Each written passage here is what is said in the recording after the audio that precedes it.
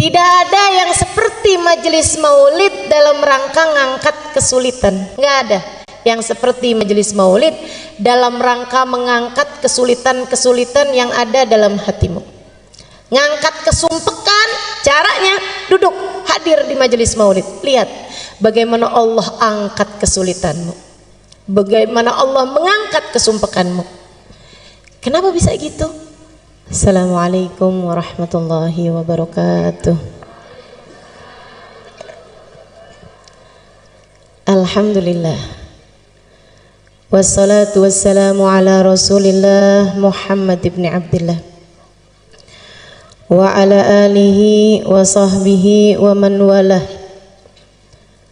Subhanaka la ilma lana illa ma 'allamtana innaka antal alimul hakim. Rabbi syrah li sadri wa yassir li amri wahlul 'uqdatan min lisani yafqahu qawli, amma ba'du. Alhamdulillah, hari ini Allah izinkan kita menghadiri perayaan Maulid Nabi Muhammad sallallahu alaihi wasallam. Nikmat besar dari Allah Subhanahu wa taala.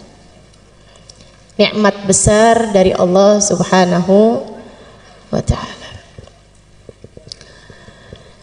Waktu saya sampaikan kepada guru saya Hubabah Nur, saya bilang, Hubabah, doakan saya bikin acara maulid. Beberapa tahun silam saya telepon beliau, saya bilang doakan acaranya berkah. Beliau bilang, Halimah, hadhihi ni'mah 'azimah tahtaj ila syukri. Beliau bilang, Halimah, nikmatnya bisa buat majelis maulid, bahkan nikmat untuk sekedar hadir majelis maulid adalah nikmat besar yang harus disyukuri. Yang kalau disyukuri Allah janji la in syakartum la azidannakum. Kalau disyukuri bakal ditambahi. Kalau kita syukuri, kita hargai nikmat kita hadir di majelis maulid, insya Allah Allah tambahi tahun-tahun depan tetap bisa bikin majelis maulid. La in syakartum la azidannakum wala in kafartum. Tapi kalau kamu ingkari, kalau kamu menganggapnya sebagai kenikmatan kecil, kalau kamu menganggapnya sebagai ya daripada nganggur di rumah, ya daripada tidur mendingan deh dengerin ada orang bikin majelis maulid, kamu tidak menghargai kenikmatan tersebut, inna azabi lasyadid. Sesungguhnya azab Allah sangat besar. Wa awwalul azab, dan awal azabnya tersebut adalah raf'un ni'mah, adalah diangkatnya kenikmatan tersebut sehingga di masa-masa berikutnya kita tidak ditakdir Allah untuk hadir majelis maulid kembali. Na'udzubillah. Ibu, kalau umur ibu sampai tahun depan pengen hadir lagi apa enggak? Adik-adik, kalau tahun depan umur panjang mau hadir lagi apa enggak? Masyi kama majma'il maulid yujallil kurub, kata Habib Ari Habsyi. Tidak ada yang seperti majelis maulid dalam rangka ngangkat kesulitan. Enggak ada lagi yang kayak majelis maulid dalam rangka bikin seneng hati yang hadir. Subhanallah, nggak di mana. Kalau hadir majelis maulid, asal majelis maulidnya benar, asal majelis maulidnya khusyuk, tidak ditunggangi kepentingan-kepentingan apapun, hadir majelis maulid benar, sampai seanak-anak kecil yang hadir pada girang, pada seneng, pada hatinya berbunga-bunga, ketawa-ketawa, lari-lari, senang bener. Coba perhatikan, semua senang hadir majelis maulid. Masyi kama majma'il maulid yujallil kurub. Kata Habib Ali Al-Habsyi. Nggak ada yang seperti majelis maulid dalam rangka mengangkat kesulitan-kesulitan yang ada dalam hatimu. Ngangkat kesumpekan, caranya duduk hadir di majelis maulid. Lihat bagaimana Allah angkat kesulitanmu, bagaimana Allah mengangkat kesumpekanmu. Kenapa bisa gitu? Sebab katanya Nabi Muhammad, inda dzikri salihin tanazzalatir rahmat. Ketika disebut nama orang soleh, kita ngobrol nyebut nama orang soleh, turun rahmatnya Allah. Dan Nabi Muhammad nggak bilang tanzil, tapi tanazzal. Turun berketerusan, turun lagi, disebut lagi, turun lagi, disebut lagi, turun lagi. Rahmatnya Allah berketerusan turun selagi disebut nama orang-orang soleh. Kalau nama orang soleh disebut bisa menurunkan rahmat, bagaimana jika yang disebut adalah ainur rahmatillah, adalah hakikat rahmatnya Allah, yang kata Allah, wa ma arsalnaka illa rahmatan lil alamin. Kami utus engkau wahai Nabi Muhammad sebagai rahmat bagi alam semesta. Jadi begitu disebut nama Nabi Muhammad turun rahmat. Dan tidak ada majelis lebih banyak disebut nama Nabi Muhammadnya daripada majelis maulid. Betul nggak? Belum ya Rabbi salli ala Muhammad, ya Rabbi salli alaihi wasallim, ya Rabbi salli ala Muhammad, ya Rabbi ballighul wasilah, ya Rabbi salli ala Muhammad. Berapa banyak nama Nabi Muhammad disebut-sebut dalam majelis-majelis maulid. Maka teman-teman, saudariku sekalian saya muliakan, majelis maulid nggak ada ceramahnya aja, itu udah menurunkan hujan rahmatnya Allah Subhanahu wa taala. Karena ceramahnya tuh sebenarnya nggak penting. Jadi kalau saya nggak begitu didengerin nggak apa-apa. Kalau nggak usah pakai ceramah sebenarnya juga nggak apa-apa. Cuman kayak rugi gitu ya punya ya. Masya Allah. Masyi kama majma'il maulid yujallil kurub. Dha majma' yahdurhan nabi wa ahlul ghuyub. Sebab di majelis maulid tuh nama Nabi Muhammad disebut-sebut, insya Allah kalau sungguh-sungguh Nabi Muhammadnya hadir. Kata Habib Ali Habsyi, bukan kata saya. Yang ngomong ini orang yang sungguh-sungguh melihat sehingga bisa ngasih tahu kita. Dan Nabi kalau sudah hadir suka ngajak-ngajak. Makanya kata Habib Ali Habsyi, yahdurhan nabi wa ahlul ghuyub. Di majelis maulid dihadirin sama Nabi Muhammad dan dihadirin sama alam barzakh, sama orang-orang yang sudah wafat dari para wali-walinya Allah Subhanahu wa taala. Mudah-mudahan Sayyidah Khadijah berkenan hadir. Mudah-mudahan Sayyidah Fatimah berkenan hadir. Apalagi habis disebut-sebut namanya, natawassal bil hubaba. Siapa tuh hubabanya? Sayyidah Khadijah. Wal batulil mustataba. Siapa tuh al batul? Sayyidah Fatimah Az-Zahra. Sebut-sebut namanya, mudah-mudahan berkenan hadir. Yahdurhan nabi wa ahlul ghuyub. Makanya Sayyid Muhammad bin Alwi bin Abbas Al-Maliki pernah bercerita, dan ini cerita ma'ruf, cerita terkenal, banyak disampaikan sama murid-murid beliau.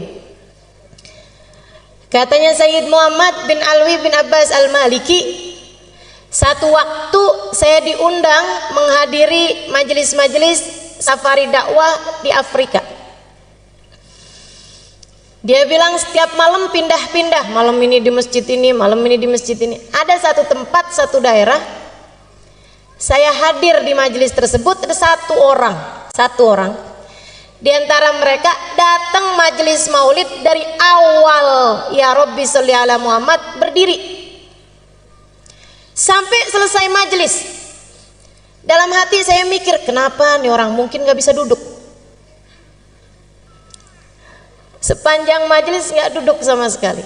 Tapi Tapi subhanallah begitu selesai majelis, waktunya ceramah, duduk dia. Wah, berarti bisa duduk sebenarnya. Habis selesai majelis, karena semua orang duduk, ada satu orang berdiri dari awal maulid sampai akhir maulid, kan bikin mata pasti akan melihat. Sayyid Muhammad tanya sama panitia, Kiai, itu yang tadi dari awal majelis maulid sampai akhir majelis maulid berdiri itu kenapa? Oh itu. Sebentar Sayyid, sebentar. Dia berdiri, lo ditanya malah pergi. Ternyata dia panggil orang itu. Dia bilang, Sayyid, biarkan dia yang cerita sendiri, jadi ceritanya lebih akurat. Saya akan terjemahkan buat Sayyid karena dia nggak bisa bahasa Arab. Ceritalah orang itu. Dia bilang, saya itu dari sejak dulu seneng sama majelis maulid, selalu hadir majelis maulid, demen. Disebut nama Nabi Muhammad disolawatin, Nabi Muhammad diucap salam, diceritakan sejarah Nabi Muhammad, seneng hati ini karena memang saya cinta sama Nabi Muhammad. Cuma beberapa waktu sesudahnya datang ada seorang ustadz, ada seorang syekh yang menerangkan kepada saya tentang maulid sih nggak apa-apa, yang masalah kenapa tuh pakai segala berdiri untuk hormat sama Nabi, nggak perlu. Sebab Nabi Muhammad bilang la tagumuli, janganlah kalian berdiri untukku. Nabinya udah bilang jangan berdiri buat aku, ngapain kalian berdiri buat Nabi Muhammad? Dia bilang dalil-dalil yang dibawa sama si ustadz ini, sama si syekh ini masuk di pikiran saya, sehingga saya kemudian sesudah itu setiap kali hadir majelis maulid waktunya berdiri, saya nggak mau berdiri, duduk aja. Yang lain pada berdiri, ayo berdiri, nggak usah. Saya ucap salam tapi saya duduk aja. Dia bilang satu hari saya lagi ucap salam sama Nabi, orang-orang semuanya berdiri, tiba-tiba Allah bukakan hijab, saya lihat Nabi Muhammad datang. Dia bilang begitu saya lihat Nabi Muhammad datang, saya lihatnya, saya kepengen berdiri tapi nggak bisa berdiri. Dia bilang ternyata kalau lihat Nabi Muhammad spontan, orang nggak cari dalil pasti kepengen berdiri. Dia bilang saya kepengen berdiri, berusaha sekuat tenaga buat berdiri, tapi saya nggak bisa berdiri. Nangis saya rasanya nggak hormat sama Nabi. Nabi datang saya nggak berdiri. Rasanya saya merasa jadi umatnya yang nggak beradab, nggak berakhlak. Ada Nabi Muhammad datang saya nggak berdiri. Saya nggak bisa berdiri, saya paksa nggak bisa berdiri. Sampai habis selesai majelis maulid saya nangis terus. Dibilang habis itu saya sakit. Sebulan, 2 bulan, 3 bulan sakit. Sakit lama sekali. Di tempat tidur. Dia bilang saya kemudian nadar. Saya tahu nih kayaknya saya sakit karena nggak hormat sama Nabi Muhammad. Dia bilang saya nadar, nanti kalau Allah panjangkan umur saya, Allah sehatkan badan saya bisa hadir majelis maulid lagi. Tidak hanya saat qiyam saya berdiri, dari awal maulid sampai akhir maulid saya akan berdiri. Dia bilang alhamdulillah Allah sembuhkan sakit saya. Karenanya tiap hadir di majelis-majelis maulid, saya pun memutuskan untuk berdiri dari sejak awal maulid sampai akhir maulid. Gak usah ditiru jadi aneh. Waktunya duduk kita duduk, waktunya berdiri kita berdiri. Tapi kan saya nggak lihat Nabi Muhammadnya Ustazah, sama. Saya juga nggak lihat. Tapi ulama-ulama bilang, dan saya percaya. Tapi Habib Ali Habsyi bilang, dan saya percaya. Dan lebih daripada semua itu, Nabi Muhammadnya bilang, ma sallama alayya ahadun min ummati illa waraddallahu alayya ruhi hatta aruddu alaihi salam. Hadis riwayat Ahmad, tidaklah umatku mengucapkan salam kepadaku melainkan Allah kembalikan ruhku sehingga aku dapat menjawab salamnya. Nabi udah bilang begitu ya, saya percaya. Karenanya di saat kita baca maulid, waktunya berdiri ucap salam sama Nabi, kita berdiri. Siapa tahu di saat para ulama-ulama kita, di saat orang-orang soleh yang bersama dengan kita, dengan hati bersih mereka dapat merasakan kehadiran Nabi Muhammad, kita pun ikut serta di antara mereka mendapatkan keberkahan Nabi Muhammad. Tidak ada yang seperti majelis maulid dalam rangka mengangkat kesulitan. Dhawakat taubatak yal asi idza batatu, kata Habib Ali Habsyi. Ini adalah waktumu wahai hamba yang penuh dosa untuk bertaubat. Dhawakat taubatak ya syarid idza batau. Ini adalah waktumu wahai hamba yang kabur untuk kembali kepada Allah. Hadir majelis maulid, hadirlah dengan mentaubati dosa. Tempat paling enak buat bikin gugur dosa-dosa.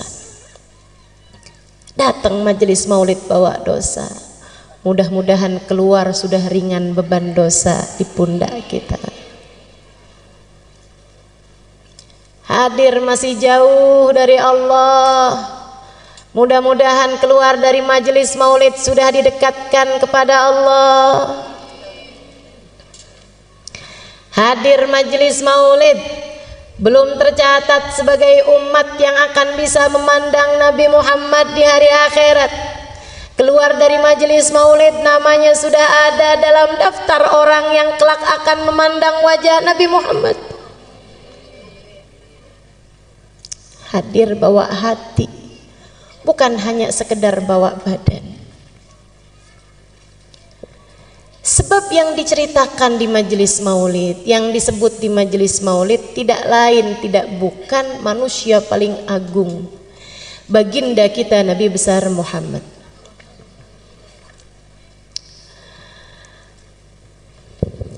Yang sesungguhnya akan diciptakan Allah Subhanahu wa taala sebelum diciptakannya segala sesuatu. Nabi Muhammad sallallahu alaihi wasallam, laula kama khalaqtul aflaq. Andai tidak karenamu wahai Nabi Muhammad tak akan kuciptakan langit bumi dan isinya. Allah dari sejak awal menciptakan kehidupan di dunia ini karena mau mendhahirkan kekasihnya Muhammad sallallahu alaihi wasallam. Tapi karena nabinya tinggal di bumi, diciptakan buminya. Karena nabinya jadi keturunannya Nabi Adam, diciptakan kakeknya duluan. Karena nabinya harus jadi yang paling akhir, sebab yang paling akhir biasanya yang paling bagus. Makanya kemudian diciptakan dulu zaman-zaman awal sebelum didhahirkan cahayanya Nabi Muhammad. Namanya ada di tiang arsy, namanya ada di pintu surga. Bu, itu surga nggak pernah direnovasi loh. Jadi jangan dikira oh sekarang di surga namanya nama Nabi Muhammad bersanding dengan nama Allah, tapi zaman Nabi Musa Allah Musa, zaman Nabi Isa Allah Isa, zaman Nabi Ibrahim Allah Ibrahim. Enggak, dari sejak zamannya Nabi Adam ketika awal ditinggalkan di surga, Nabi Adam udah lihat di pintu surga ada nama Muhammad bersanding dengan nama Allah. Dan sampai saat itu, sehingga semoga suatu hari kita kelak memasukinya, tetap di pintu surga nama Allah bersanding dengan nama Muhammad. Nggak pernah ada renovasi, nggak pernah ada pembaharuan. Kebayang nggak sih teman-teman, di saat yang lain minta ya Allah masukkan saya ke dalam surga, ya Allah masukkan saya ke dalam surga, Nabi Muhammad namanya di pintu surga. Kebayang nggak betapa tingginya derajat bagindamu Nabi Muhammad sallallahu alaihi wasallam? Di saat yang lain mohon ampunan, ya Allah ampuni, ya Allah ampuni. Malah kalau buat Nabi Muhammad, Nabi Adam ketika memohon ampunan, Allahumma ghfirli bi barakati Muhammad. Ya Allah ampuni aku dengan berkatnya Muhammad. Manusia paling tercinta di sisi Allah. Karenanya sebisa kamu puji Nabi Muhammad, tidak pernah bisa mencapai hakikatnya Nabi Muhammad.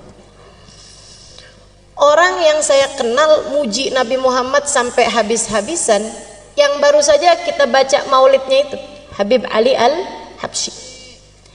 Segitunya Habib Ali Habsyi tiap hari kerjaannya puji Nabi Muhammad. Bait-bait syair menyampaikan tentang Nabi Muhammad tiap hari. Mahir jisila bidikrin Nabi katanya. Saya nggak gerak, saya nggak ngapa-ngapain kecuali pikiran ini selalu mengingat Nabi Muhammad. Kadang dari kangennya Nabi pengen cepet mati aja dah. Ya kadu min syiddati syuaqi fuadi yatir ilal habibil ladzi hubbu sakan fid dhamir. Dia bilang dari kangennya nih hati udah nggak tahan, aduh ya Allah cepetan deh ketemuin saya sama Nabi, terbangin roh ini menuju Nabi Muhammad, matikan saya. Habib Ali Habsyi pujiannya kepada Nabi Muhammad, al jannah masaqani min wasfiha illa likaunil hibbi fihi khayyama. Surga tidak ada yang membuat aku tertarik untuk masuk di dalamnya kecuali karena kekasihku Nabi Muhammad ada di sana. Yang sudah habis-habisan muji Nabi ini, beliau bilang, wa in kanatil alsun la tafi bi ushri mi'ashari awsafi dzalikal mausuf. Sebisa saya ngomong apa tentang Nabi Muhammad, sebisa saya muji kayak gimana tentang Nabi Muhammad, sebisa saya menyampaikan salam kerinduan seperti apa kepada Nabi Muhammad, sebisa saya bercerita tentang kemuliaan Nabi Muhammad, la tafi bi usyri mi'syari awsafi dzalikal mausuf, tidak mencapai 1% dari kemuliaannya Nabi Muhammad. Tidak mencapai 1% dari kemuliaannya Nabi Muhammad. Kalau Habib Ali Habsyi bilang begitu, bagaimana mungkin kita bisa dianggap berlebihan kepada Nabi Muhammad? Habib Ali Habsyi 1%, kita berapa kira-kiranya? Habib Ali Habsyi berbicara seperti itu karena mengikuti pendahulu-pendahulunya. Manusia paling kenal sama Nabi Muhammad namanya Abu Bakar. Namanya Abu Bakar, Sayyidina Abu Bakar As-Siddiq radhiyallahu ta'ala anhu wa arda. Sayyidina Abu Bakar bercerita tentang kedekatan beliau kepada Nabi Muhammad. Katanya Sayyidina Abu Bakar, ma araftu minhu illa dzil. Saya tuh kenal sama Nabi Muhammad itu hanya baru sekedar bayangannya aja. Hakikatnya Nabi Muhammad saya belum pernah tahu. Orang paling dekat loh sama Nabi Muhammad, bilangnya saya hanya baru kenal bayangannya aja. Kalau Nabi punya bayangan, saya cuma baru kenal bayangannya aja. Tapi Nabi memang nggak punya bayangan. Nabi nggak punya bayangan. Kenapa? Ulama mengatakan karena dua hal. Jadi Nabi kalau jalan di bawah matahari sekalipun nggak ada bayangannya. Wala dhillun lahu bal kana nura. Ada lagunya tuh. Wala dhillun lahu. Nabi Muhammad nggak punya dhil, nggak punya bayangan. Ulama bilang karena dua hal. Yang pertama karena Nabi Muhammad cahaya, dan bagaimana mungkin cahaya punya bayangan? Cahaya itu kalau kena ke benda padat, benda hitam baru ada bayangan. Tapi kalau cahayanya itu sendiri, cahaya nggak punya bayangan. Cahaya membayangi, tapi nggak punya bayangan. Nabi cahaya, cahayanya Allah. Karenanya kemudian Nabi Muhammad nggak punya bayangan. Itu satu alasannya. Yang kedua, Allah tidak rela ada yang menginjak bahkan sekedar bayangan Nabi Muhammad.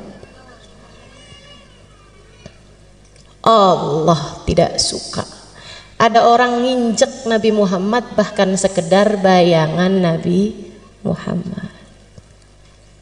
Masya Allah. Allah ciptakan manusia satu ini sempurna. Kana sallallahu alaihi wasallam ahsanan nasi khalqan wa khuluqan. Allah jadikan Nabi Muhammad sempurna fisiknya, wa khuluqan, dan akhlaknya. Kenapa sama Allah dibikin sempurna? Biar semua orang pada seneng, buat kangen sama Nabi Muhammad, pengen buat cinta sama Nabi Muhammad. Allah sengaja buat Nabi Muhammad sesempurna-sempurnanya makhluk secara fisiknya. Lam ya'ti basharun ala mithli khalqih fi mahasini nadharihi wa sam'ihi wa nutqih. Qad khalaqahu Allahu ala ajmal surah fiha jami'ul mahasin mahsurah wa 'alaiha maqsurah. Tidak ada orang yang menyamai, mirip aja nggak ada, apalagi sama Nabi Muhammad. Apanya? Fi mahasini nabarihi wa sam'ihi wa nutqih. Dalam ketajaman penglihatannya, dalam kuatnya pendengarannya, dan dalam keindahan ucapannya. Sama Allah matanya Nabi dibikin paling indah dan penglihatannya paling indah. Sama Allah dibikin Nabi Muhammad telinganya bagus dan pendengarannya lebih bagus lagi. Sama Allah dibikin bibir Nabi Muhammad, mulut Nabi Muhammad indah, suara Nabi Muhammad indah, dan ucapan Nabi Muhammad begitu indah. Fiha jami'ul mahasin mahsurah. Dalam diri Nabi Muhammad semua keindahan ada. Jadi kalau kau tanya rambut siapa paling indah, rambutnya Nabi Muhammad. Kalau kamu tanya alis siapa yang paling cakep, alisnya Nabi Muhammad. Kalau kamu tanya giginya siapa yang paling bagus, giginya Nabi Muhammad. Makanya orang tuh asal lihat Nabi Muhammad, hatinya nggak punya kebencian, ya Allah, takluk, penuh karisma. Orang-orang kafir salah prediksi terhadap hal ini. Pernah satu waktu di awal-awal Islam, kaum kafir Quraisy, teman-teman sekalian, karena melihat banyak orang masuk Islam, gimana caranya nih mau menghambat dakwahnya Muhammad nih. Zaman itu orang menjatuhkan orang, bunuh karakter, pembunuhan image, itu bisa salah satu caranya dengan membuat bait-bait syair menjelek-jelekan seseorang. Kalau yang bikin syairnya itu orang yang jago, orang yang ahli, orang yang profesional, itu syairnya bisa didengungkan orang di mana-mana buat ngata-ngatain seseorang sampai terbunuhlah karakter orang tersebut karena syair-syair yang disampaikan orang-orang. Mereka pun perlu mendatangkan seorang penyair paling hebat pada zaman tersebut bernama Hasan bin Thabit. Didatengin dari daerah lain. Hasan bin Thabit, pujangga paling terkemuka. Kalau orang melamar anak gadis, bawa syairnya Hasan bin Thabit tentang pujian kepada perempuan tersebut, lamarannya pasti akan diterima. Zaman itu. Saudaraku sekalian saya muliakan, jadi ini ceritanya mereka panggil Hasan bin Thabit. Ketemu sama Umayyah bin Khalaf, Abu Sufyan bin Harb, ketemu sama pemuka-pemuka Quraisy. Hasan, ya, dipanggil, didatangkan, dijemput. Hasan bin Thabit diundang sama pemuka Quraisy. Hasan, Kamu selama ini paling mahal dibayar orang berapa banyak? Mahal teman-teman saya sekalian. Misalnya 100 juta untuk satu syair. Kata mereka, kami akan membayarmu sekarang Hasan 2 kali lipatnya, 200 juta. Oh boleh. Apa nih jobnya nih? Kerjaannya apa nih? Dia bilang, kami minta kamu membuat bait syair, bukan memuji orang tapi jelek-jelekin orang. Oh gampang. Berapa lama kira-kira? Saya perlu lihat orangnya. Berapa lama kamu lihat? Ya, 5 menit, 10 menit. Aib orang udah bisa kelihatan 5 menit, 10 menit. Kekurangan orang, cacat orang udah bisa kelihatan. Jadi teman-teman saudaraku sekalian saya muliakan, kata Hasan bin Thabit, sebentar selesai. Baik kalau gitu. Nih kita bayar kamu 50% dulu, DP setengah, 100 juta bayar. Terima sama Hasan. Dia bilang yang 100 juta lagi sesudah syairmu jadi. Siap. Siapa nih yang saya mau kata-katain? Siapa nih yang saya mau bikin gojlokan hinaan? Ya, bentar lagi orangnya datang. Nabi itu dari dulu istiqomah. Kalau tawaf jam segitu, tiap hari ya jam segitu. Makanya umat Islam ini dikenal disiplin dan istiqomah. Sholat duhur siangnya siang terus, nggak pernah ada ceritanya. Malam-malam sholat duhur. Istiqomah. Nabi Muhammad jam tawafnya orang kafir Quraisy semua udah tahu. Bentar lagi nih dia tawaf nih. Bentar lagi. Tungguin aja. No di sana, no, tungguin. Bentar lagi dia masuk. Oh siap. Siapkan bolpen, siapkan kertas.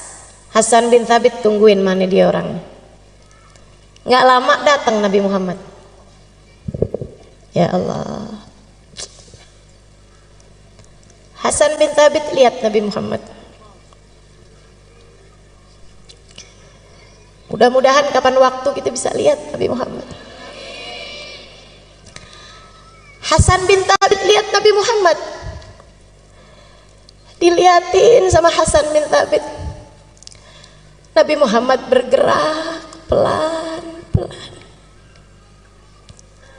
Fa-idza masya faka'annama yanhattu min sabab.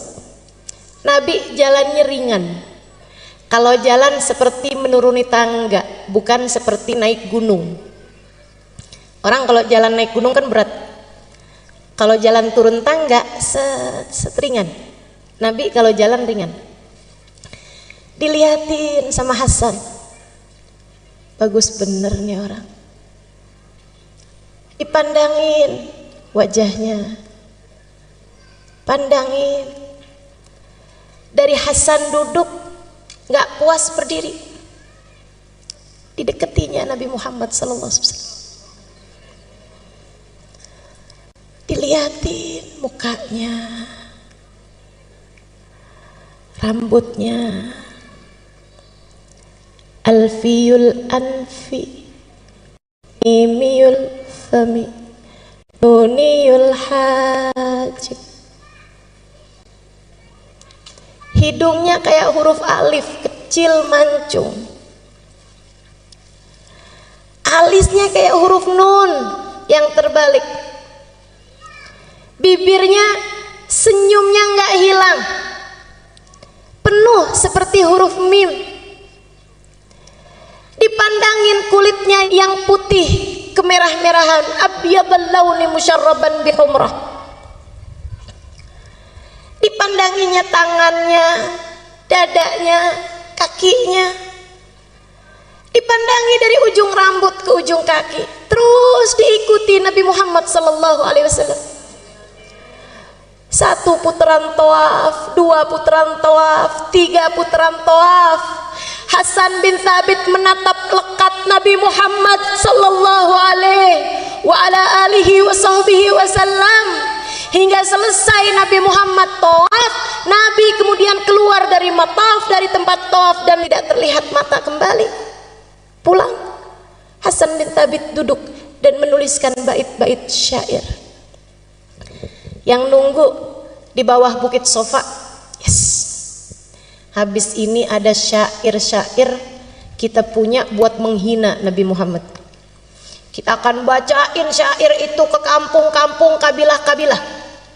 Biar Nabi kalau dakwah ke sana mereka semua sudah punya kalimat-kalimat penolakan, sehingga kayak apapun Nabi Muhammad mereka nggak akan percaya. Lebih percaya sama syairnya Hasan bin Thabit. Hasan bin Thabit habis selesai nulis berjalan menuju mereka. Mereka pada senang semua, siap-siap, siapin 100 juta sisanya. Datang Hasan, dia ambil uang yang sudah ia terima dibalikin. Nih, saya kembalikan uang yang kalian bayar saya. Kenapa gitu? Kata mereka. Karena saya ternyata tidak bisa mengerjakan tugasnya. Saya nyerah. Saya nggak bisa kerjain tugasnya. Kok gitu? Kenapa Hasan? Bukannya gampang kamu nyari kekurangan ini? Gampang kalau orangnya orang lain. Akan tetapi yang ini kalian minta saya mencari kekurangannya. Udah saya liatin dari ujung rambut ke ujung kaki, ujung rambut ke ujung kaki, depan, belakang, kanan, kiri, saya nggak dapetin kekurangannya. Kalian minta saya mencari aib dan celah dari seseorang yang sayangnya tidak diberi aib dan celah oleh penciptanya. Jika dikatakan tak ada gading yang tak retak, ketahuilah gadingnya Nabi Muhammad tidak retak. Jika dikatakan tak ada manusia yang sempurna, ketahuilah kata-kata itu tidak berlaku bagi Nabi Muhammad. Tapi tunggu dulu Hasan, kita lihat kamu tadi ada nulis bait syair. Memang, kata Hasan, memang saya nulis bait syair. Kalau gitu kamu bacain deh. Tapi tidak seperti yang kalian harap, kata Hasan. Nggak apa-apa, udah kadung, pengen denger. Salah juga nih, pengen denger. Saya akhirnya jadi hafal. Gara-gara orang kafir Quraisy pengen denger. Padahal maksud mereka mau menjelekkan Nabi Muhammad, malah akhirnya keluar bait syair yang seperti ini indahnya. Kata Hasan, baik saya bacain, tapi sekali lagi tidak seperti yang kalian harapkan. Nggak apa-apa, bacain aja, udah kadung, terlanjur. Lamma ra'aitu anwaruhu sata'at wada'tu min khifati kaffi ala basari khawfan ala basari min husni suratihi falastu anzuruhu illa ala qadri ruhun minan nuri fi jismin minal qamari kahulyatin nusijat minal anjumiz zuhri. Lama ra'aitu anwaruhu sata'at, ketika aku lihat cahaya itu datang, segera aku letakkan telapak tanganku di mataku. Segera aku tutup mataku dengan kedua tanganku. Kenapa? Khaufan ala basari min husni suratihi. Aku takut kilau cahayanya membuat mataku buta. Falastu anduruhu illa al qadri. Padahal aku hanya bisa melihatnya sekemampuanku, bukan sehakikatnya orang itu.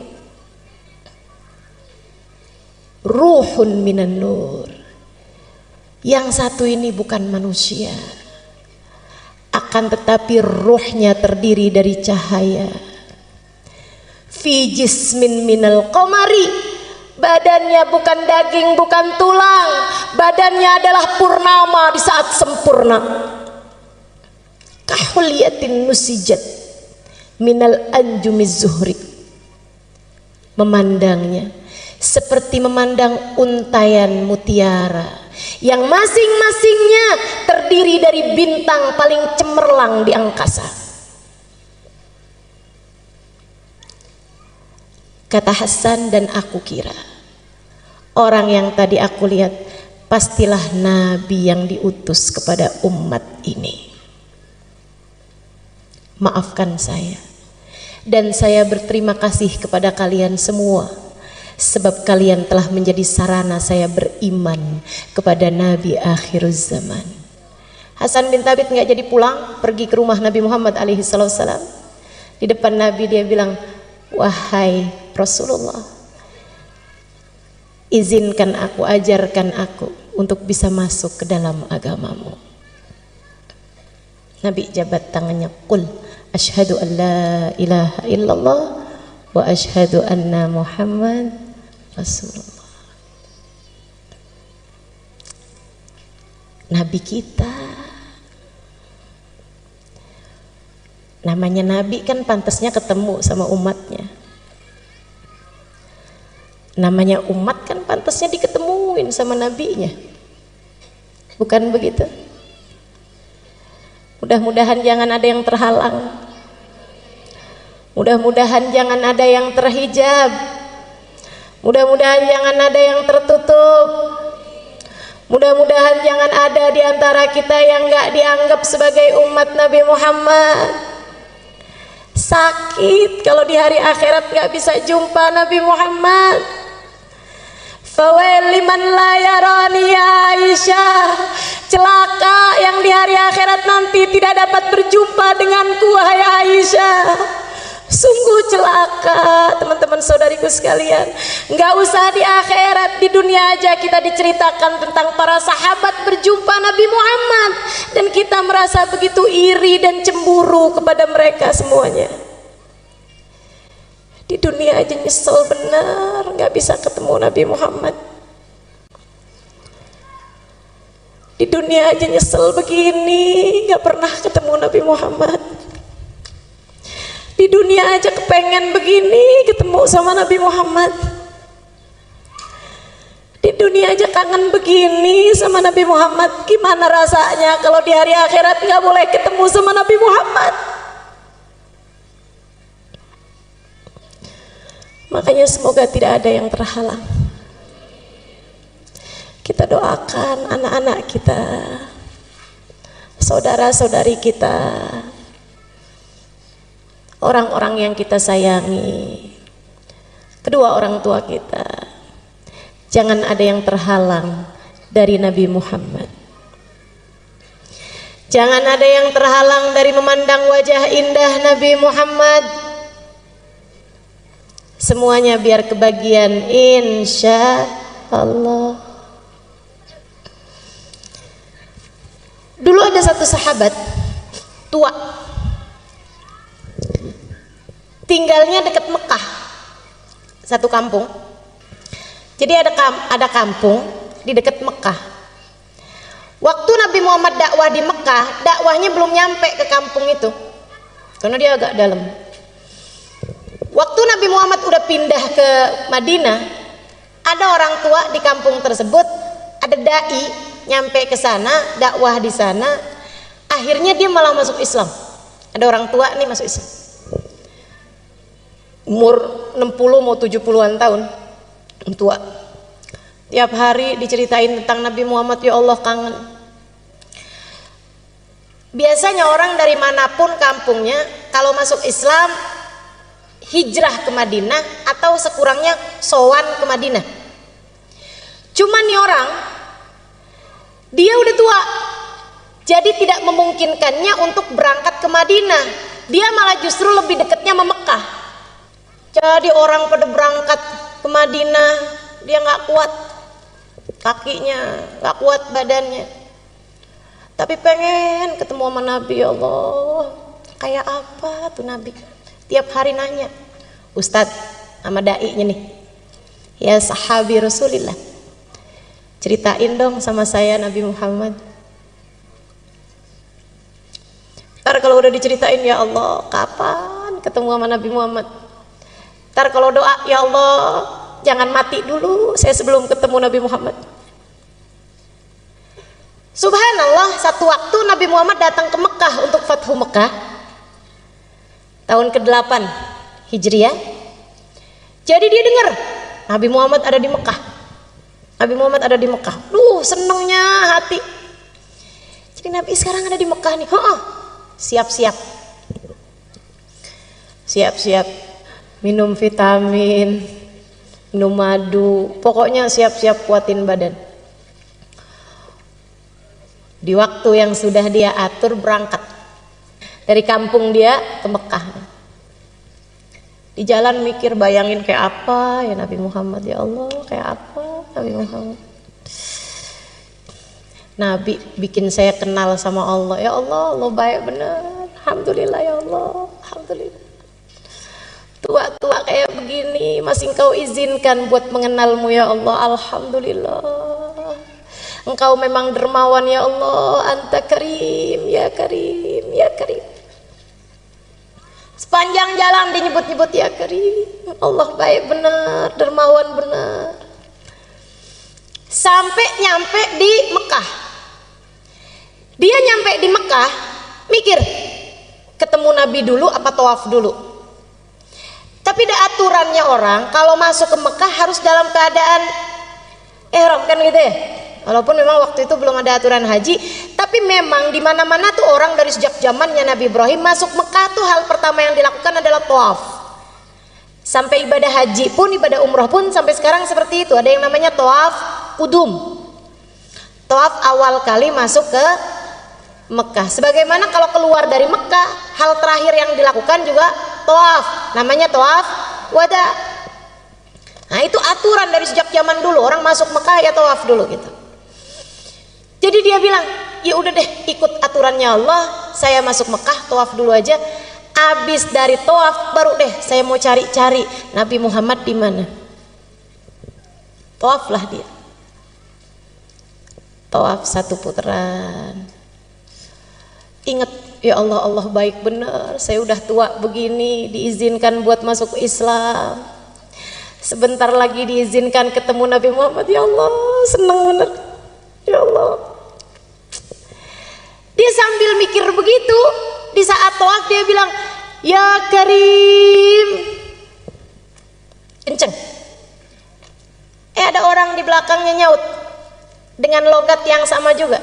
Ya Karim. Noleh dia. Gak seneng diikut-ikutin. Nah, demen ya. Apalagi diikutinya logatnya sama, nadanya sama, noleh. Habis noleh dia maju lagi ke depan. Untung cakep. Yang di belakang cakep bener yang ngikutin dia itu. Untung cakep, kalau nggak cakep udah saya marahin nih. Lanjut tawaf. Udah lagi enak-enak deh. Kebayang lagi gitu, Allah baik bener. Ya Karim, dia bilang. Yang di belakang nyaut lagi, ya Karim. Dia liatin lebih lama. Ini orang untung aja cakep. Habis itu, udahlah. Orang cakep memang dimaklumi. Keunggulan buat orang cakep ini ya. Urusan-urusan suka rada gampang. Katanya yang cakep. Karena saya enggak, jadinya saya cuma bisa cerita aja. Teman-teman saya ikut sekalian. Akhirnya dia pun konsentrasi lagi. Dia lupakan nih orang di belakangnya yang cakep ini tadi. Dia lanjutkan. Kali ini entah di tawaf yang kelima, entah di tawaf yang keenam, kembali hatinya berasa bergemuruh dengan rindu.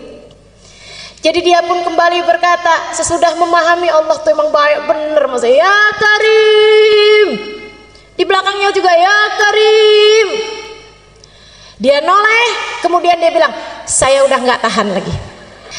Apakah gara-gara saya ini orang kampung kelihatan nggak berpendidikan?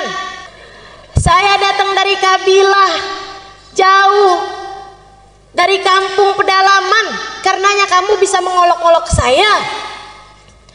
Laula sobahat wajhik, andai tidak karena cakepnya kamu ini, lastakaitu ila habibi Muhammad, pasti kamu ini bakal saya adukan sama kekasih saya Nabi Muhammad.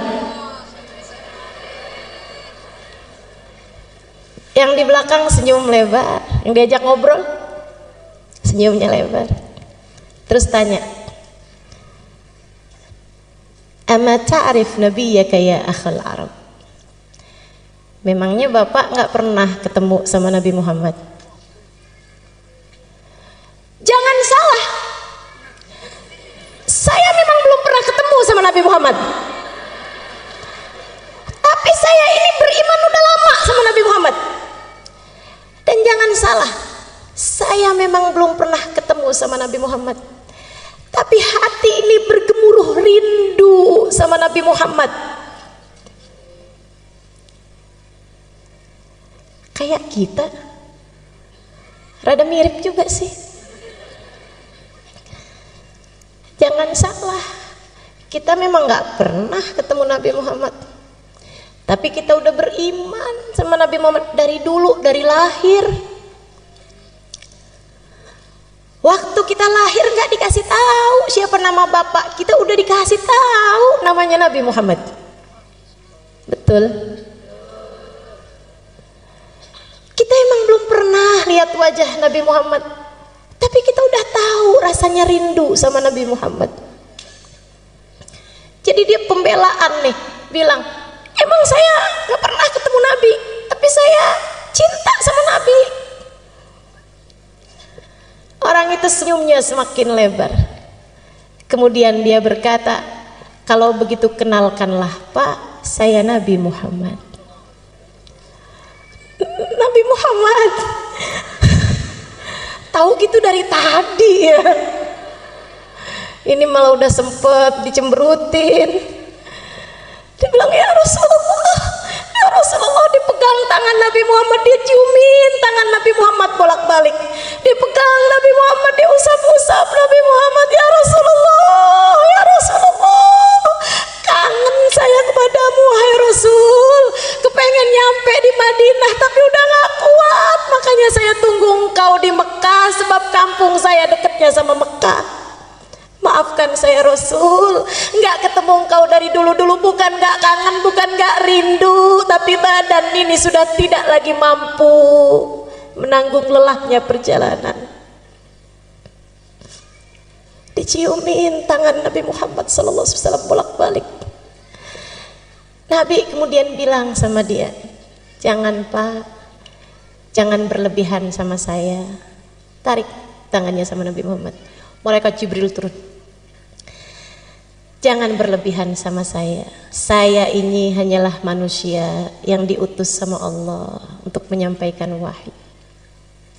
Jangan kamu berlaku seperti ini kepada saya, seperti perlakuan orang Nasrani kepada Nabi Isa. Malaikat Jibril turun. Bukan negur orang Arab ini, bukan negur Badui ini, bukan. Tapi yang ditegur justru Nabi Muhammad. Kamu salah Muhammad. Qad khussista bi khasa'is min indillah. Engkau justru adalah orang yang paling mulia di sisi Allah. Sehingga kalau ada orang salaman bolak-balik padamu itu pantas. Bahkan lebih dari itu pun pantas. Dan sampaikan kepada orang Arab ini, kepada orang Badui ini, pada orang tua ini, jangan dia tertipu dari kedermawanan Allah, sebab Allah maha berkuasa terhadap siapapun. Allah akan menghisab dia atas segala yang telah Allah berikan padanya. Nabi sampaikan,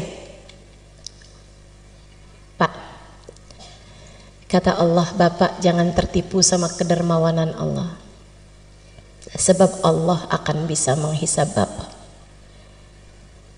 Dia bilang, apa sayuhasibuni Allah Ta'ala ya Rasulullah? Tunggu Rasul, jadi maksudnya Allah tadi ngirim malaikat Jibril ngasih tahu saya bahwa saya akan dihisab gitu sama Allah, saya akan ditanya-tanya sama Allah? Iya Pak, benar Rasul. In hasabani Allah Ta'ala fa ana sa'uhasibullah. Tenang ya Rasulullah, kalau saya sampai ditanya-tanya sama Allah, saya akan balik tanya-tanya sama Allah. Nabi balik nanya, Bapak maksudnya apa Pak, mau menghisab Allah? Dia bilang, in hasabani Allah Ta'ala ala dhunubi.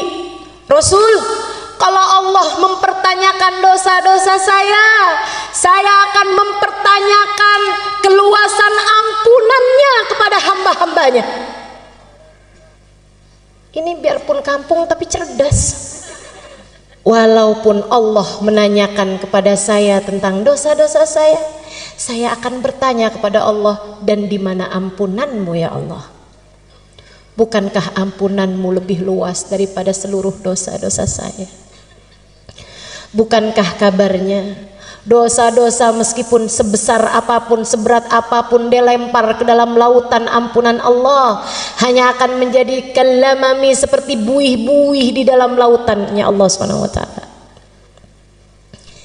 In hasabani Allah, jika Allah menghisab saya atas kesembronoan saya beribadah, atas kekurangan saya dalam segala macam hal, saya akan menghisab Allah Subhanahu wa taala atas luasnya kemakluman Allah Subhanahu wa taala.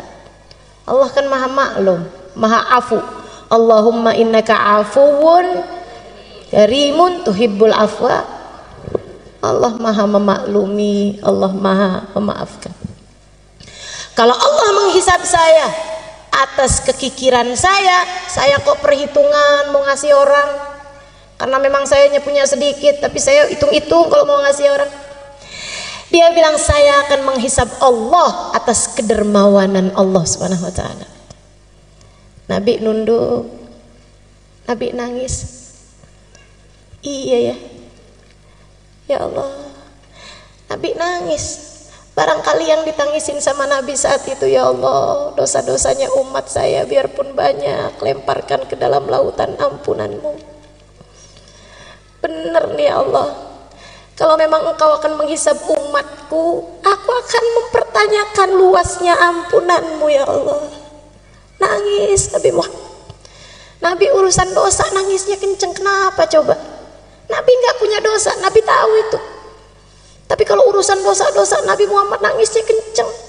Yang dibayangin umatnya nih, para pendosa-pendosa yang nggak berhenti-berhenti bikin dosa terus-terusan. Nabi nangis. Hatta talat lihyatuh, kabarnya sampai basah jenggotnya Nabi Muhammad. Malaikat Jibril turun lagi. Kemudian bilang, ya Rasulullah, kali ini saya bawa pesan dari para malaikat langit. Mereka bilang jangan nangis wahai Rasul, sebab tangisanmu membuat seluruh malaikat di atas langit ikut menangis bersamamu. Jangan nangis wahai Rasulullah. Dan sampaikan kabar gembira dari Allah kepada bapak tua ini. Kata Allah bilang, kalau gitu aku nggak jadi menghisab kamu, biar kamu nggak menghisab aku. Kata Allah, aku tidak akan menghisabmu agar kamu tidak menghisabku. Dan sampaikan pula kabar gembira padanya. Innahu min rufaqaik fil jannah. Bapak tua itu kelak akan bersanding denganmu di surga Allah. Bukan hanya nggak dihisab, akan tetapi dia akan bersama dengan Nabi Muhammad kelak di surga. Saya dengar cerita ini, ya Allah, walaupun kita nggak ada jaminannya, tapi kan kita kepengen juga. Karenanya kita minta sama Allah di malam mulia 12 Rabiul Awal. Kita minta sama Allah, ya Allah, ya Allah, ya Allah. Mata ini memang tidak pernah melihat Nabi Muhammad, tapi mata ini pernah menangis rindu kepada Nabi Muhammad. Maka jangan halangkan perindu dari yang dirindui, ya Allah. Jangan halangkan perindu dari yang dirindukan. Izinkan kami berjumpa Nabi Muhammad, ya Allah. Perkenankan mata kami memandang Nabi Muhammad, ya Allah. Kumpulkan kami bersama Nabi Muhammad, ya Allah. Kama ma jama'tana fi hadad dar. bimunasabati maulidin Nabi sallallahu alaihi wasallam, bimunasabatil mahabbah lin Nabi sallallahu alaihi wasallam. Ijma'na ghadan fi dari karamatik ma'ahu ya Allah. Sebagaimana Engkau telah mengumpulkan kami dalam rangka merayakan maulid Nabi Muhammad, Engkau telah kumpulkan kami dalam rangka mencintai Nabi Muhammad. Kumpulkan kami kelak di hari akhirat bersama Nabi Muhammad. Kumpulkan kami kelak bersama Nabi Muhammad. Ya Allah, walaupun matanya telah mencatat ribuan dosa, jangan halangkan mata siapapun yang hadir di tempat ini dari memandang wajah Nabi Muhammad. Walaupun matanya telah tercatat darinya ribuan aib dan noda yang haram-haram dilalap sama matanya ya Allah, tapi jangan halangkan mata itu dari memandang wajah Nabi Muhammad. Jika yang suci hanya bisa dilihat oleh mata yang suci, maka kami mohon kepadamu dengan keberkahan manusia suci yang lahir di malam 12 Rabiul Awal, sucikan mata kami semua ya Allah, biar pantas lihat Nabi Muhammad ya Allah, biar pantas ketemu Nabi Muhammad ya Allah. Jangan ada siapapun di antara kami ataupun orang tuanya ataupun anak-anaknya ataupun saudara-saudarinya ataupun siapapun yang dia sayangi terhalang dari memandang wajah Nabi Muhammad ya Allah. Jangan ada siapapun ya Allah, jangan ada siapapun ya Allah, jangan ada siapapun ya Allah. Meskipun seberat apa dosanya, jangan jadikan hukumannya tidak bisa bersama Nabi Muhammad ya Allah. Meski seperti apapun dosanya, meski seberapapun aibnya, Engkau yang maha, Engkau yang maha ya Allah, Engkau yang maha ya Allah. Kami berkumpul karena Nabi Muhammad. Kami nggak minta selain Nabi Muhammad. Kami berkumpul karena Nabi Muhammad. Maka kami minta Nabi Muhammad untuk kami ya Allah. Kami minta istighfarnya Nabi Muhammad untuk kami. Kami minta tengadah tangan Nabi Muhammad untuk kami. Kami minta kebersamaan Nabi Muhammad untuk kami. Kami minta syafaat Nabi Muhammad untuk kami. Kami minta ketemu Nabi Muhammad ya Allah. Di dunia udah gak bisa ketemu Nabi Muhammad, jangan halangkan kami ketemu Nabi Muhammad di akhirat ya Allah. Jangan halangkan kami berjumpa Nabi Muhammad ya Allah. Allahumma ya Allah, kabulkan hajat kami. Hajat kami adalah rahmat-Mu. Hajat kami adalah Nabi Muhammad. Ya Allah, ada banyak orang di atas muka bumi ini tanpa diminta Engkau beri. Masakah kami yang meminta Engkau tolak ya Allah? Ada banyak orang di atas muka bumi, mereka tidak pernah minta tapi Engkau beri. Masakah kami yang sudah meminta Engkau tolak ya Allah?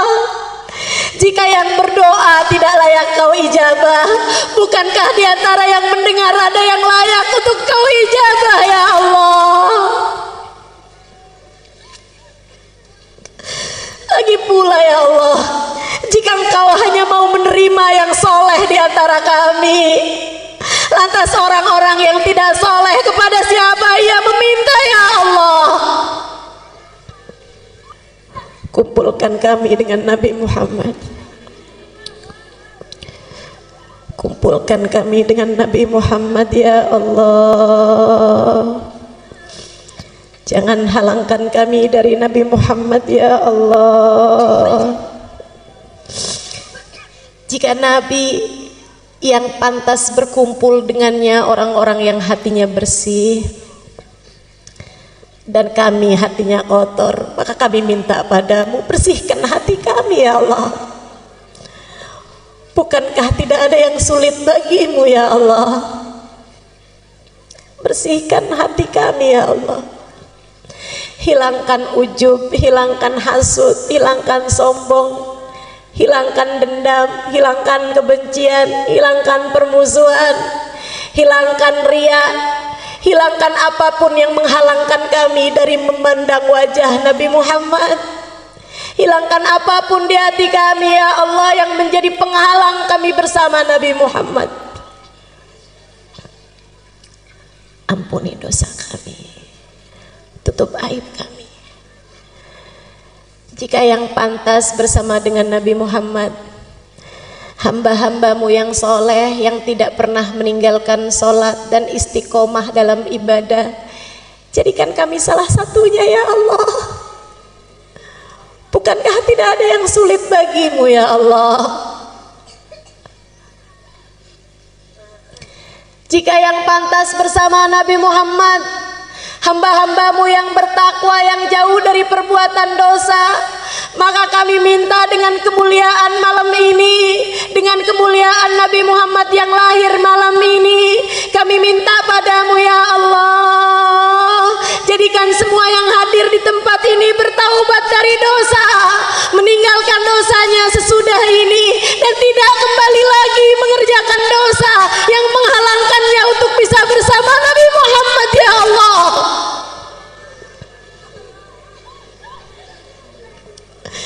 Jangan ada siapapun di antara kami anak durhaka sama orang tua. Kami tahu anak durhaka tidak akan bersama Nabi Muhammad.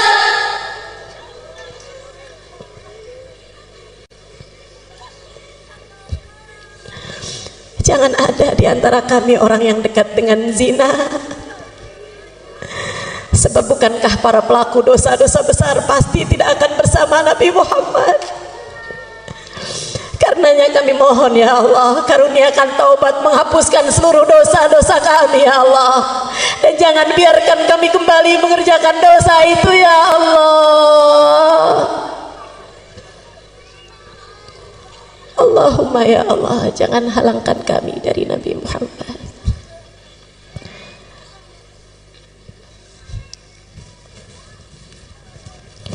Rabbi faj'al mujtama'na ghayatu husnul khitam wa'atina ma qad sa'alna min atayakal jizami wakrimil arwaha minna biliqa khairil anami. Rabbana taqabbal minna innaka antas sami'ul alim, tub alaina innaka antat tawwabur rahim.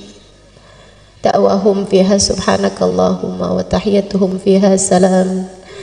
Akhir da'wana anil hamdulillahi rabbil alamin. Barakatin Nabi. Al-Fatihah.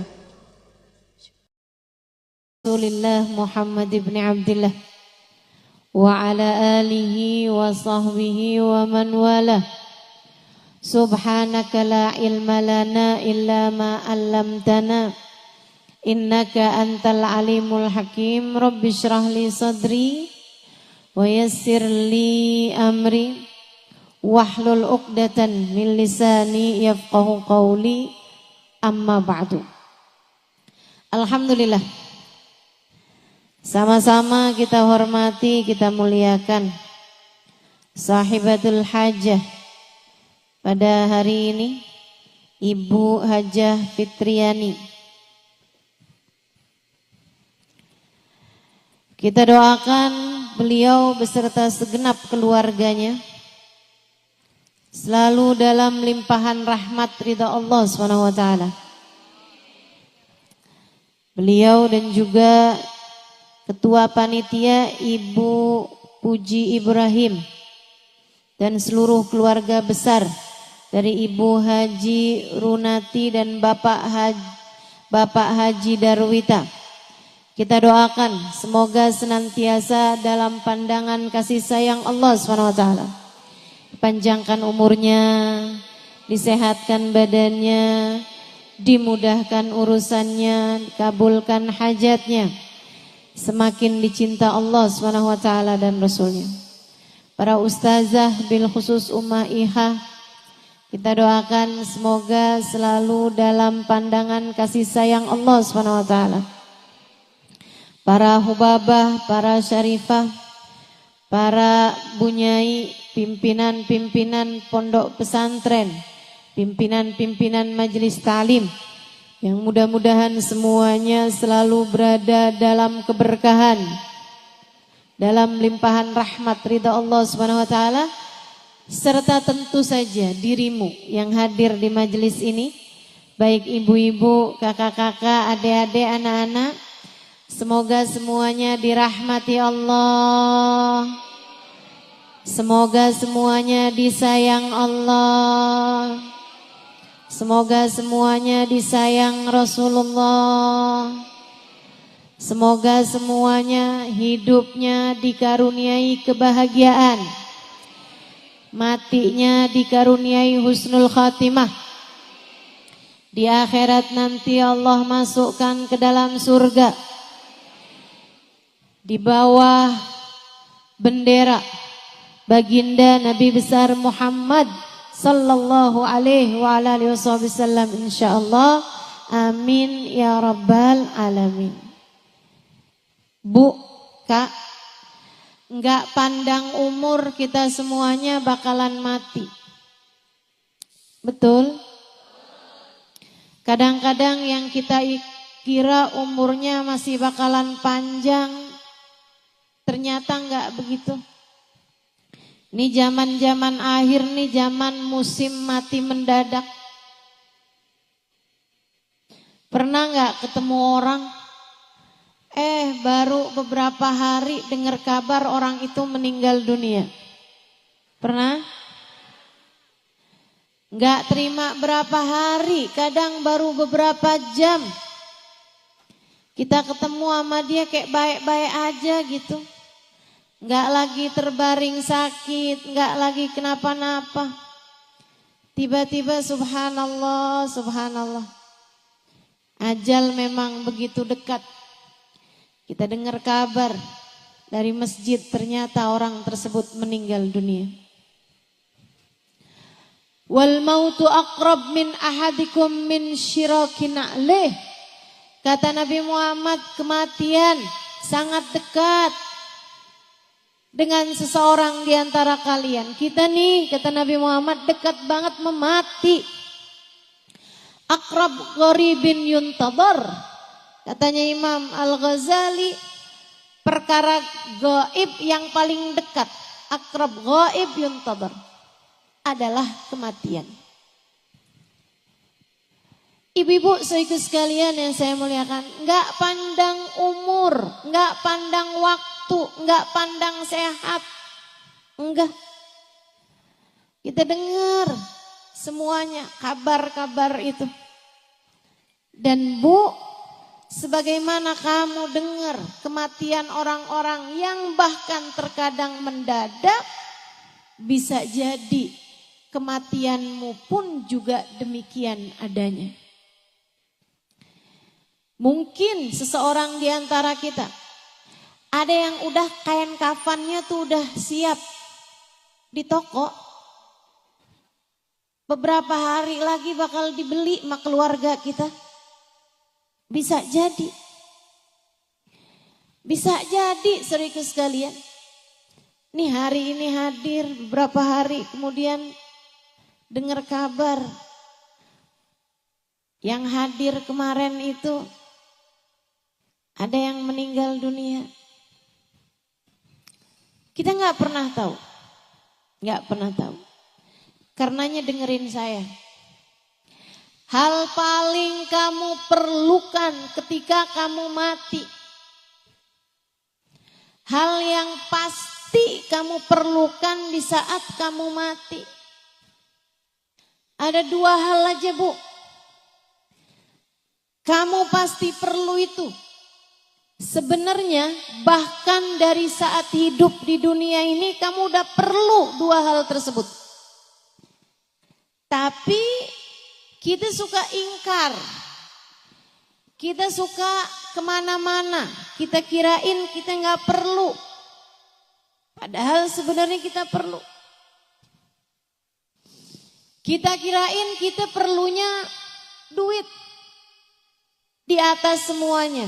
Padahal nggak gitu. Kita lebih perlu dua hal ini daripada apapun aja.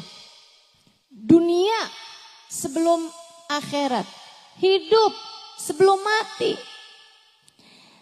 Tapi terasanya justru sesudah datang ajal menjemput kita. Betapa perlu sekali kita sama dua hal ini. Apa itu? Satu, rahmat. Dua, syafaat. Satu apa tadi? Dua apa tadi? Kita perlu rahmatnya Allah. Kita perlu syafaatnya Rasulullah. Kamu perlu rahmatnya Allah. Kamu perlu syafaatnya Nabi Muhammad. Orang tuamu perlu rahmatnya Allah. Orang tuamu perlu syafaatnya Rasulullah. Anakmu perlu rahmatnya Allah. Anakmu perlu syafaatnya Rasulullah. Suamimu juga, saudaramu juga. Tidak ada yang lebih kamu perlukan, Dek. Tidak ada yang lebih kamu perlukan daripada rahmatnya Allah dan syafaatnya Rasulullah. Saya perlu biar cepat lulus sekolah, Ustazah. Iya betul. Tapi sebenarnya keperluan kamu terhadap rahmat Allah jauh lebih mendesak. Keperluan kamu terhadap syafaat Nabi Muhammad jauh lebih mendesak. Saya perlunya sekarang sama jodoh, Ustazah. Saya udah usia hampir 30 tahun. Teman-teman saya udah pada mulai gendong anak. Sebagian malah udah mulai gandeng anak. Sebagian malah udah ada yang anaknya lulus SD, Ustazah. Saya belum juga nikah. Malu saya kalau ditanya reunian. Kamu ngerasa yang paling kamu perlukan adalah jodoh, enggak gitu. Enggak gitu. Yang paling kamu perlukan adalah rahmatnya Allah dan syafaatnya Rasulullah. Ini di dunia. Apalagi ntar di saat kamu mati. Apalagi ntar di hari akhirat. فَأَمَّا الَّذِينَ ابْيَضَّتْ وُجُوهُهُمْ فَفِي رَحْمَةِ اللَّهِ هُمْ فِيهَا خَالِدُونَ. Kata Allah dalam Al-Quran, orang yang nanti di padang mahsyar wajahnya putih berseri-seri. Di saat sebagian wajah yang lain ada yang dihitam legamkan, bahkan banyak di antara mereka yang wajahnya diserupakan dengan wajah binatang. Orang-orang yang wajahnya putih berseri-seri penuh dengan kegembiraan. Fafi rahmatillah. Mereka adalah orang yang meraih rahmatnya Allah. Mereka adalah orang-orang yang berhasil mendapatkan rahmatnya Allah. Di akhiratnya Bu, saat yang lain wajahnya ketakutan, Saat yang lain wajahnya hitam legam.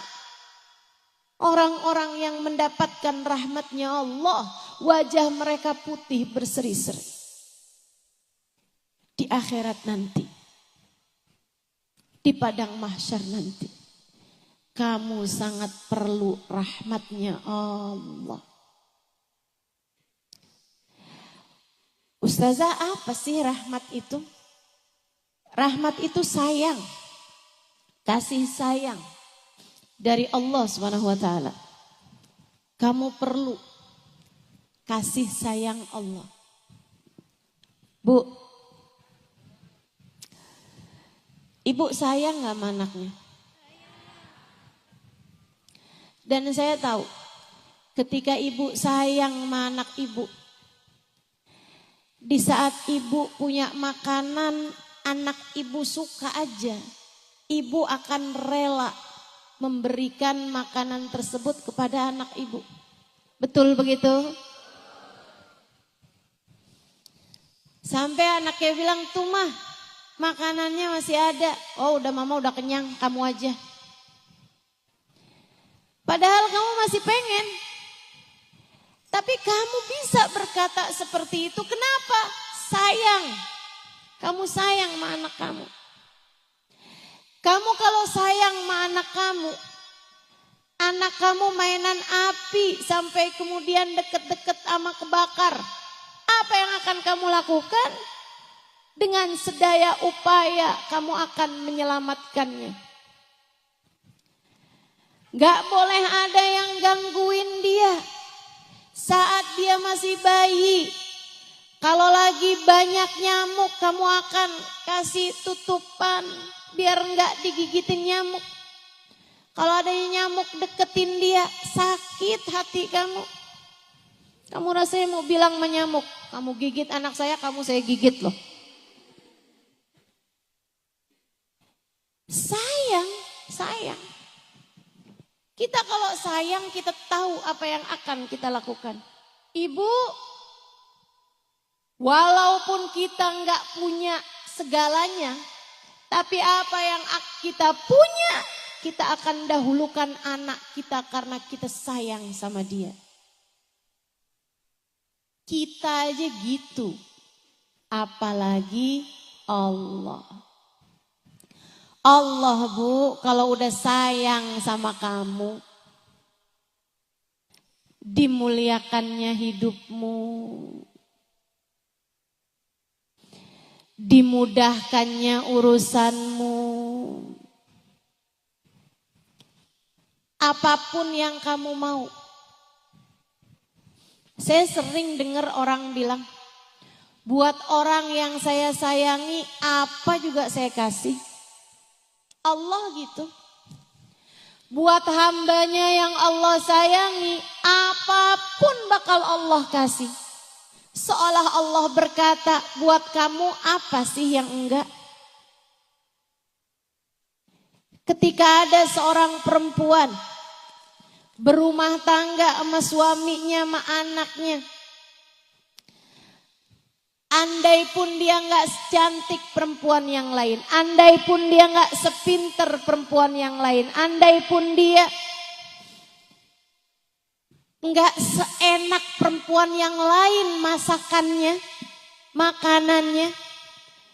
Tapi kalau dia disayang sama Allah Subhanahu wa taala, Bu, Allah akan buat hati suaminya tidak berpaling dari mencintainya. Dan kalau sudah hati suaminya Allah jadikan menghadap kepada perempuan tersebut, hati suaminya menyayangi perempuan tersebut, yang lain bisa apa? Betul gak? Betul gak? Biar digodain sama perempuan kayak gimana pun, kalau Allah yang buat hati suaminya tidak berpaling dari dirinya karena Allah sayang sama dia. Ibu-ibu saudaraku sekalian, enggak ada apapun dan siapapun yang bisa memalingkan hatinya. Kamu mau apa? Saya ustazah, yang penting nih bisa nyekolahin anak di pondok pesantren. Saya janda nih ustazah. Suami saya udah meninggal. Saya setengah mati susah nyariin nafkah buat dia. Bu, lebih daripada kamu perlu nafkah buat anakmu, kamu perlu rahmatnya Allah. Begitu kamu dirahmati oleh Allah SWT, Allah akan mudahkan urusan kamu. Allah bakal mudahkan, digampangin rezekinya, dimudahkan jalannya. Anaknya juga yang di pesantren jadi gampang terima ilmu. Jadi akhlaknya bagus, pelajarannya masuk. Kenapa begitu? Karena ibunya wanita yang dirahmati Allah. Makanya kalau kamu sayang sama diri kamu, kalau kamu sayang sama anak-anak kamu, dua hal ini Bu kamu mesti dapat. Rahmatnya Allah, syafaatnya Rasulullah. Rahmatnya Allah dan syafaatnya Rasulullah. Kamu mesti dapetin kalau kamu sayang sama diri kamu. Dan kamu kepengen hidup kamu dalam keadaan mudah, dalam keadaan lancar semua urusan, dalam keadaan sehat-sehat, baik-baik, hatimu imannya terjaga. Kamu perlu dapat rahmatnya Allah Subhanahu wa taala.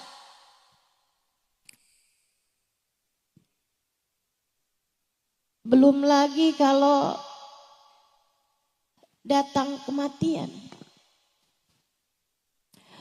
Allah kalau udah sayang sama seseorang, mudah bagi Allah untuk berkata kepada malaikat Israel saat mencabut nyawa hamba terkasih tersayang di sisinya. Israel, pelan-pelanlah dalam mencabut nyawanya. Sebab dia adalah hamba yang aku sayangi, maka sayangilah dia. Malaikat Israel pun tunduk patuh kepada Allah. Nyabut nyawanya perlahan-lahan. Gak disakitin, apalagi digemesin. Ada banyak orang-orang yang ketika nyawanya dicabut, malaikatnya gemes. Nih dia nih orangnya nih. Maksiat aja kerjaannya, dosa aja terus-terusan. Nyakitin hati orang aja nih. Nih dia nih, sholat ditinggal, ibadah tinggal, kerjaannya utang mulu.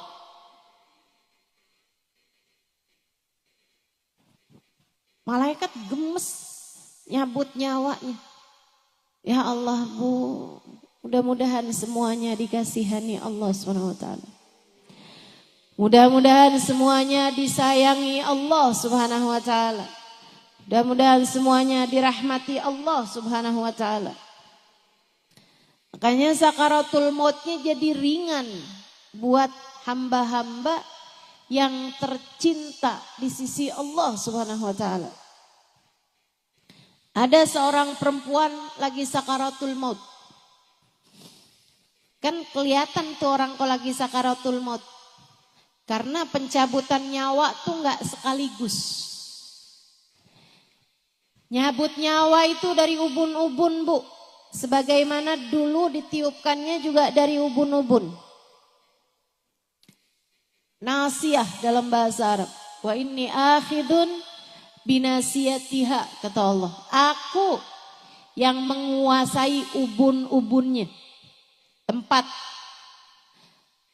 ditiupkannya ruh sekaligus tempat dicabutnya ruh. Saudara sekalian saya muliakan, di saat dicabut itu ruh tuh dari sini itu nggak langsung sekaligus cabut, zep, berhenti dulu nih sampai ke lutut. Karenanya orang sakaratul maut itu kakinya udah dingin karena udah nggak ada nyawanya lagi. Sementara badannya yang bagian atas masih hangat. Itu tanda udah mulai masuk sakaratul maut. Udah nggak ada lagi nyawanya tuh Bu. Kakinya juga nggak tegang lagi biasanya. Udah mulai melemas. Karena sudah tidak ada lagi ruh di sana, tidak ada lagi nyawa di sana. Sakitnya luar biasa Bu. Sayyidina Ali mengatakan la darba bisayf 30 darbah ahab ilayya min sakrah min sakaratil maut.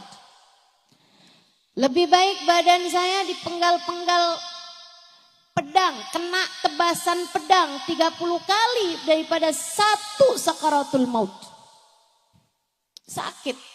Karena nyawa kita nih Bu, ruh kita udah bersatu sama badan kita. Di saat dicabut sakitnya luar biasa. Ibu, gigi tambalan aja kalau dicabut sakit Bu. Ibu pasang koyo aja pas dicabut sakit. Padahal baru hanya beberapa jam. Nah Ibu bayangkan ini sesuatu yang sudah bersatu mendarah daging dengan dirimu. Ketika ia dicabut dari tubuhmu kayak apa sakitnya. Tapi perempuan ini adalah perempuan yang dirahmati Allah SWT. Perempuan solehah. Ini salah satu dari cerita guru saya Sayyidil Habib Umar bin Hafid. Perempuan lagi sakaratul maut.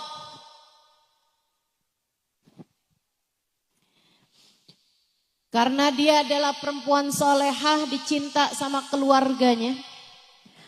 Anak-anaknya pada nangis. Suaminya pada nangis, mantu-mantunya pada nangis, cucu-cucunya pada nangis sekitar dia nih. Nah kalau lagi sakaratul maut tuh kadang-kadang ntar hilang, ntar sadar gitu kan. Dia kembali tersadar. Dia liatin keluarganya pada nangis semuanya. Dia kemudian bilang, ngapain kalian pada nangis? Saya lagi sakaratul maut, mestinya kalian talkin saya. Ditalkinkan syahadat. Mestinya kalian talkin saya kalimat tauhid, bukan malah nangis begini, kata ibunya. Yang sedang sakaratul maut ini tadi. Mestinya kalian bilang nih, la ilaha illallah di telinga saya. Ayo sekarang bilang, la ilaha illallah. Anak-anak, mantu, cucu semuanya pada jawab, la ilaha illallah. Lagi, la ilaha illallah. La ilaha illallah. Lagi, la ilaha illallah. La ilaha illallah. Habis itu meninggal. Bukan orang hidup mentalkin dia. Malah justru dia yang mau meninggal dunia mentalkin yang hidup. Perempuan salehah. Perempuan yang disayang sama Allah Subhanahu wa taala. Almarhumah yang sesungguhnya. Karena arti almarhumah tuh perempuan yang disayang sama Allah. Kenapa Ustazah orang kalau meninggal dunia disebutnya almarhumah? Yaitu doa yang paling dia perlukan. Kita doakan dia semoga menjadi perempuan yang dirahmati Allah SWT, yang disayang sama Allah SWT. Karena memang diperlukan orang di saat meninggal dunia adalah rahmatnya Allah. Sebaliknya Bu, mau sekaya apapun orang, mau sehebat apapun orang, mau sepinter apapun orang, mau dicintanya kayak gimana, kalau udah sakaratul maut ibu-ibu sekalian dan dia ternyata tidak dirahmati Allah Subhanahu wa taala, naudzubillah min dzalik, naudzubillah min dzalik. Kesian. Bahkan banyak di antara orang-orang itu ketika dia tidak dirahmati Allah, Allah bahkan mencabut iman yang telah Allah anugerahkan pada dirinya.